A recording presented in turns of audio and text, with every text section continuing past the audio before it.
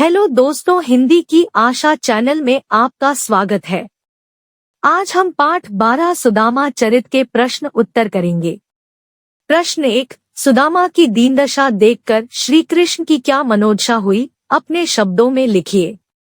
उत्तर, सुदामा की दीनदशा को देखकर दुख के कारण श्री कृष्ण की आंखों से अश्रुधारा बहने लगी। उन्होंने सुदामा के पैरों को धोने के लिए पानी मंगवाया, परंतु उनकी आंखों से इतने आंसू निकले कि उन्हीं आंसुओं से सुदामा के पैर धुल गए। प्रश्न 2, पानी परात को हाथ छुओ नहीं, नैनन के जल सो पग धोए, पंक्ति में वर्णित भाव का वर्णन अपने शब्दों में कीजिए। उत्तर, प्रस्तुत दोहे में यह कहा गया है कि जब सुदामा दीनहीन अवस्था में कृष्ण के पास पहुँचे तो कृष्ण उन्हें देखकर व्यथित हो उठे। श्री कृष्ण ने सुदामा के आगमन पर उनके पैरों को धोने के लिए परात में पानी मंगवाया, परंतु सुदामा की दुर्दशा देखकर श्री कृष्ण को इतना कष्ट हुआ कि वे स्वयं रो पड़े और उनके आंसुओं से ही सुदामा के पैर धुल गए, अर्थात परात में लाया गया जल व्यर्थ हो गया। प्रश्न 3, चोरी की बान में हो जू प्रवीणे, क उपर्युक्त पंक्ति कौन किससे कह रहा है? उत्तर, उपर्युक्त पंक्ति श्री कृष्ण अपने बांसखा सुदामा से कह रहे हैं। ख, इस कथन की पृष्ठभूमि स्पष्ट कीजिए। उत्तर, अपनी पत्नी द्वारा दिए गए चावल संकोचवश सुदामा श्री कृष्ण को भेंट स्वरूप नहीं दे पा रहे हैं, परंतु श्री कृष्ण सुदामा पर दोषारोपण करते हुए इसे चोरी कहते हैं और कहते हैं कि चोरी में तो तुम पहले से ही निपुण हो। ग, इस उपालंब शिकायत के पीछे कौन सी पौराणिक कथा है?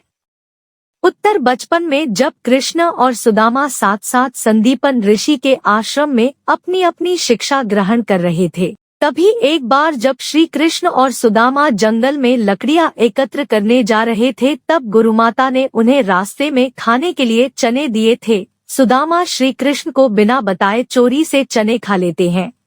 श्री कृष्ण उसी चोरी का उपालंब सुदामा को देते हैं। प्रश्न 4, द्वारका से खाली हाथ लौटते समय सुदामा मार्ग में क्या सोचते जा रहे थे?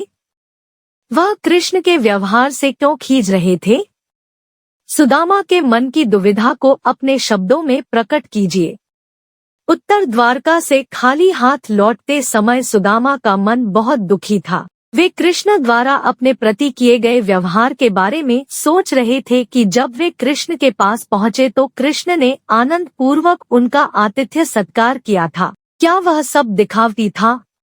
वे कृष्ण के व्यवहार से खींच रहे थे क्योंकि उन्हें आशा थी कि श्री कृष्ण उनकी दरिद्रता दूर करने के लिए धन दौलत देकर विदा करेंगे, परंतु श्री कृष्ण ने उन्हें चोरी की उल्हाना देकर खाली हाथ ही वापस भेज दिया।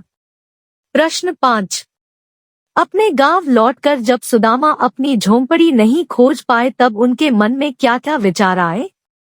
कविता के आधार पर स्पष्ट कीजिए।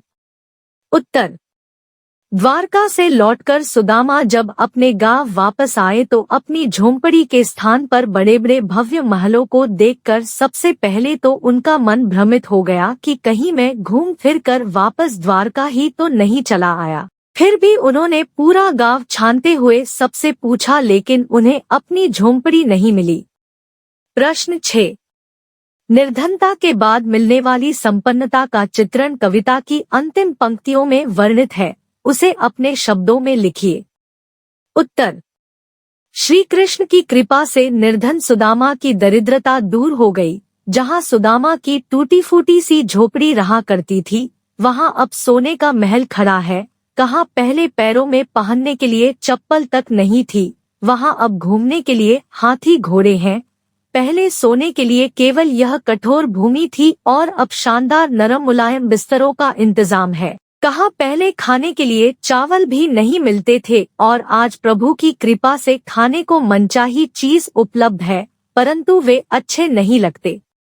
कविता से आगे। प्रश्न 1, द्रुपद और द्रोणाचार्य भी सहपाठी थे। इनकी मित्रता और शत्रुता की कथा महाभारत से खोजकर सुदामा के कथानक से तुलना कीजिए। उत्तर, श्री कृष्ण और सुदामा की भांति ही द्रुपद और द्रोणाचार्य बचपन में मित्र थे। वे दोनों ही गुरु भारद्वाज के आश्रम में रहकर साथ साथ पढ़ते थे। इन दोनों की मित्रता में यह अंतर है कि कृष्ण ने अप्रत्यक्ष रूप से अपने निर्धन मित्र की सहायता करके उसका मान बढ़ाया और राजा द्रुपद ने वचन देकर भी अपने मित्र को अपमानित करके मित्रता को कलंकित किया। प्रश्न 2। उच्च पद पर पहुंचकर या अधिक समृद्ध होकर व्यक्ति अपने निर्धन माता पिता भाई बंधुओं से नजर फेरने लग जाता है। ऐसे लोगों के लिए सुदामा चरित कैसी चुनौती खड़ी करता है? लिखिए। उत्तर। उच्च पद पर पहुंचे या समृद्ध हुए व्यक्ति के समक्ष सुदामा चरित श्री कृष्ण का वह अनुपम उदाहरण प्रस्तुत करता है जिससे व्यक्ति अपनी सोच बदलने पर विवश हो जाता है। उसे यह महसूस होने लगता है कि उसके व्यवहार में अवश्य कोई न कोई कमी है जिसे उसे सुधार लेना चाहिए। अनुमान और कल्पना। प्रश्न 1। अनुमान कीजिए, यदि आपका कोई अभिन्न मित्र आपसे बहुत वर्षों के बाद मिलने आए तो आपको कैसा अनुभव होगा? उत्तर। यदि हमारा कोई अभिन्न मित्र बहुत वर्षों के बाद हमसे मिलने आए तो हमें अपार खुशी होगी। मैं उसका भरपूर स्वागत सत्कार करूंगा, उससे उसके माता पिता तथा अन्य परिवार वालों का हालचाल पूछूंगा। उससे मिलते ही हमें अपने पुराने समय की एक एक बात, उसके साथ बिताया एक एक पल याद आने लगेगा। प्रश्न 2। कन्ही रहीम संपत्ति सगे बनत बहुत बहुरीत, विपती कसौटी जे कसे तेई सांचे मीत। इस दोहे में रहीम ने सच्चे मित्र की पहचान बताई है। इस दोहे से सुदामा चरित की समानता किस प्रकार दिखती है? लिखिए। उत्तर। उपर्युक्त दोहे में सच्चे मित्र के गुण और सुदामा चरित में वर्णित मित्रता में समानता यह है कि रहीम के दोहे और सुदामा चरित दोनों में ही विपत्ति के समय मित्र की सहायता करने का संदेश दिया गया है। श्री कृष्ण ने अपने निर्धन मित्र सुदामा की अप्रत्यक्ष रूप से सहायता कर उसके राजसी ठाठ बाट बना दिए और प्रत्यक्ष रूप से न कुछ देकर उन्होंने मित्रता को छोटा नहीं किया। भाषा की बात। 1। पानी परात को हाथ छुओ नहीं, नैनन के जल सो पग धोए ऊपर लिखी गई पंक्ति को ध्यान से पढ़िए। इसमें बात को बहुत अधिक बढ़ा चढ़ाकर चित्रित किया गया है। जब किसी बात को इतना बढ़ा चढ़ाकर प्रस्तुत किया जाता है तो वहाँ पर अतिशयोक्ति अलंकार होता है। आप भी कविता में से एक अतिशयोक्ति अलंकार का उदाहरण छाटिए। उत्तर। क्या वह टूटी सी छानी हती के है कंचन के अब धाम सुहावत।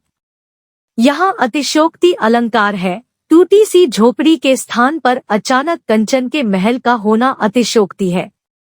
धन्यवाद। पढ़ते रहिए, बढ़ते रहिए।